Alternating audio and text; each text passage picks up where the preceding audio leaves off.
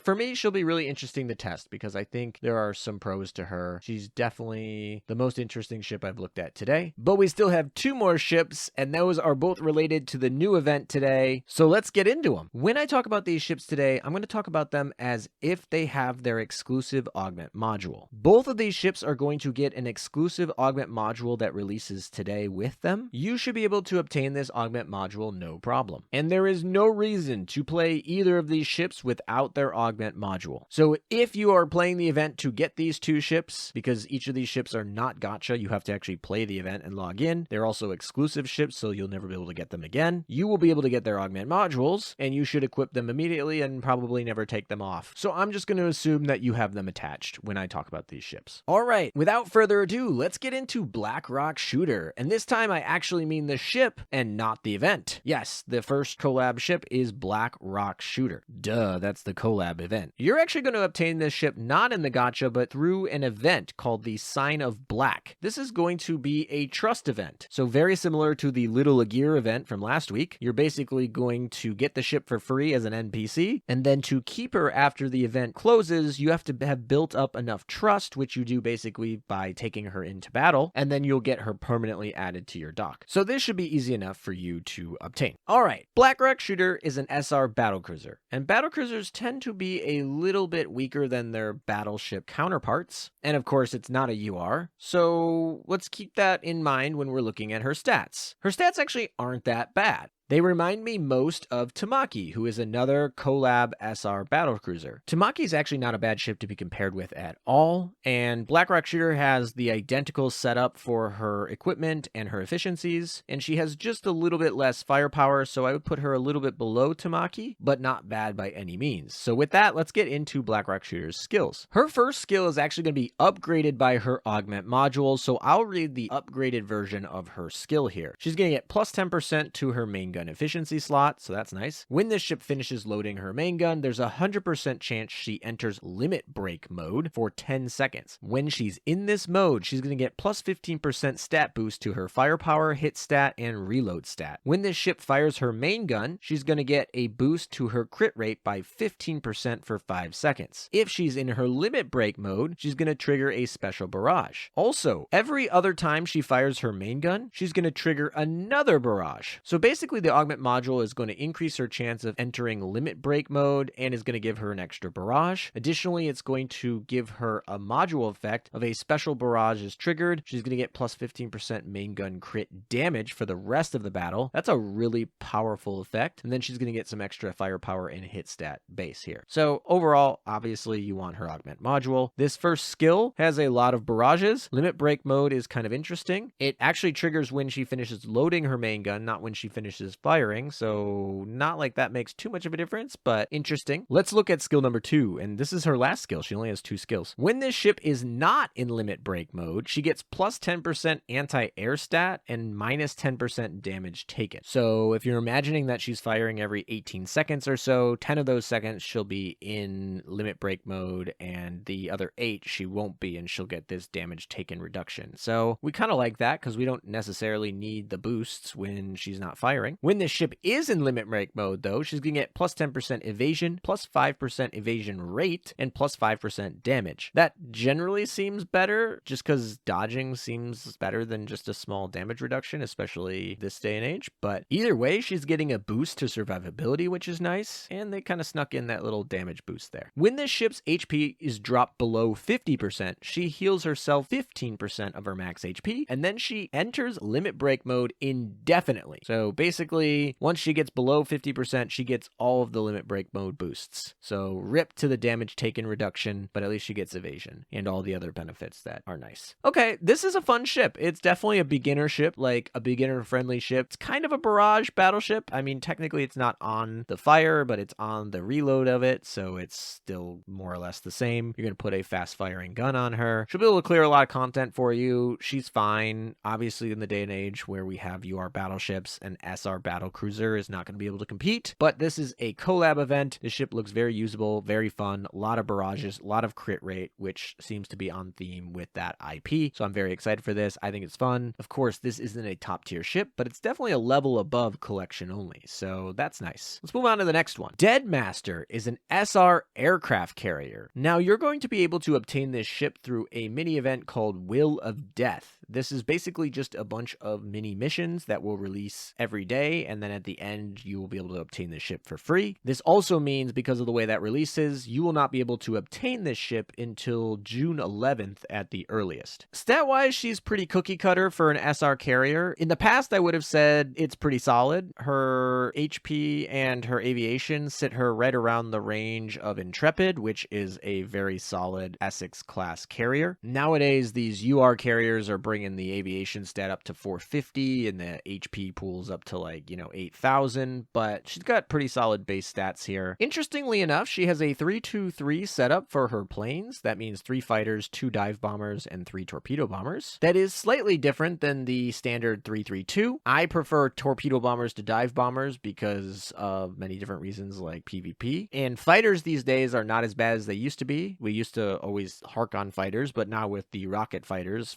are totally fine. In fact, sometimes they're preferred. So interesting just kind of to note that her plane setup's slightly different. Skill number 1, she gets a plus 15% stat boost to her aviation stat and her hit stat. Also, every 20 seconds, she's going to trigger a special aviation barrage. Enemies hit by this barrage are going to lose 15% of their speed for 10 seconds. Short and sweet. It's not that flashy, and there's definitely a lot of better skills here, but at least she has a triggered barrage here. That barrage is going to slow all the enemies right before she's going to launch. She's likely going to launch around that 20-second mark, depending on what equipment you put on her. And so that will be good if you have those converging torpedo bombers for her or something like that. Skill number 2 actually gets upgraded by the Augment Module. Her Augment Module actually adds a good chunk of aviation and hit stat, and also has a module effect of when she launches her first airstrike, she's going to get a plus 15% reload stat for the rest of the battle, which is interesting. That will make her be able to launch faster. Ironically, if it goes too fast and she gets under that 20-second mark, that will be bad, but I don't think that'll be a problem. She'll have slow enough torpedo bombers to slow that down. Anyway, skill number 2, the one that's upgraded by the Augment Module, says if this ship's current HP is less than or equal to 70% of her max HP, she gets plus 10% aviation. Also, every 10 seconds, she triggers a special barrage. Enemies hit by the scythe-type shells from this barrage take 8% more damage from this ship only for 5 seconds. Interesting, because this will trigger twice between every airstrike, basically, so the first one will not really matter that extra damage because she won't be doing much extra damage at all because she's a carrier. Also, every 20 seconds, she triggers a different special barrage. Enemies hit by this barrage have their speed reduced by 15% for 10 seconds, so this is going to be on top of the other one, maybe, with the double slow. And finally, when the ship is about to take her final fatal damage, she's going to avoid that hit and become invincible for 15 seconds. Okay, Hiru much? I mean, it really does feel like a Hiru skill. It makes me instantly go to PvP in my mindset, although this ship is otherwise not set up for PvP by any means. Outclassed carrier in so many other ways. But this is a fun skill, and I don't know, Hiru retrofit's still probably better than this ship, but it is interesting how much like different barrages and speed decreases she has, and I don't know, she feels very much like a meta ship with like these small boosts that are decent, but not enough to make her like super good, and a ton of barrages that just kind of fill the map and whatever. I don't know, I like Blackrock Shooter a little bit better in terms of these two ships, but Deadmaster also decently solid aircraft carrier if you need one. I think both of these ships can kind of carry you through the game. So before I go through a review of the whole event, we're not done today because we get new gear. Yes, we did not get any new gear with the event. We got 2 Augment Modules, but no new gear. However, we are getting a Gear Lab update, and that is going to bring us a bunch of new gear. All right, the first gear up is a French dive bomber, the LN-401, and this one seemingly looks pretty bad. Pretty awful, actually, in terms of damage. It has bad modifiers and low damage compared to pretty much all of the other meta-relevant dive bombers that there are. The only thing I'll note is that its reload is fast, so if you're trying to like time up speed and you're willing to give up a bunch of damage in your dive bomber slot, let alone like skills like armor break and all the things from the Tenrai, you could use this. But I mean, if you're trying to go that hard, I don't even know if this is worth it. You might try for other options. So anyway, this is not really that good of a dive bomber. I'll probably craft one in case I need to like perfectly time some speed optimization, but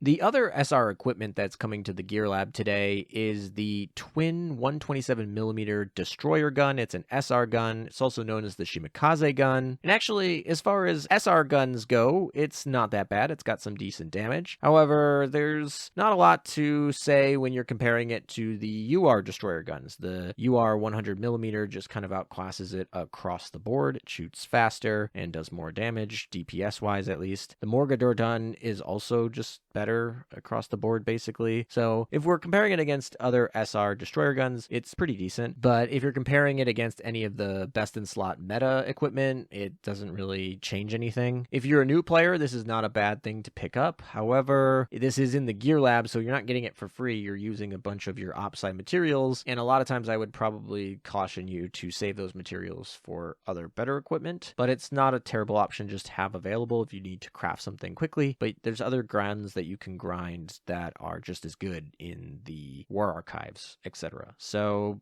not going to change too much. All right, in the name of trying to wrap this video up a little bit quicker, I was going to show all of the non-SRs on screen and just be like, here are all the new equipment. All of them are kind of meh, and that is generally true. I still think all of them are kind of meh, except skip bombing. One of the new planes, specifically the elite French dive bomber, is going to get a new type of bomb called skip bombing. If you don't know what that is from history, it's kind of where they kind of skip the bomb like a stone into into the side of the ship. It was pretty effective in certain instances. I'm very curious how this gets implemented in kind of like a converging torp for bombs. So I don't know. That was really exciting to me to see that there. Of course, it's on a plane that is atrociously bad. So not like this plane is good because of skip bombing. It just makes me excited that there is a skip bomber, and maybe in the future we'll get an SR plane that's good that has skip bombing. This one is not very good. There's no reason to use this over any of the other dive bombers, because even if all the theoretical damage was amazing because of this new skip bombing mechanic, the actual base stats are so much lower. You'd still rather just take your chances with a regular Tenrai or something like that. So exciting new mechanic,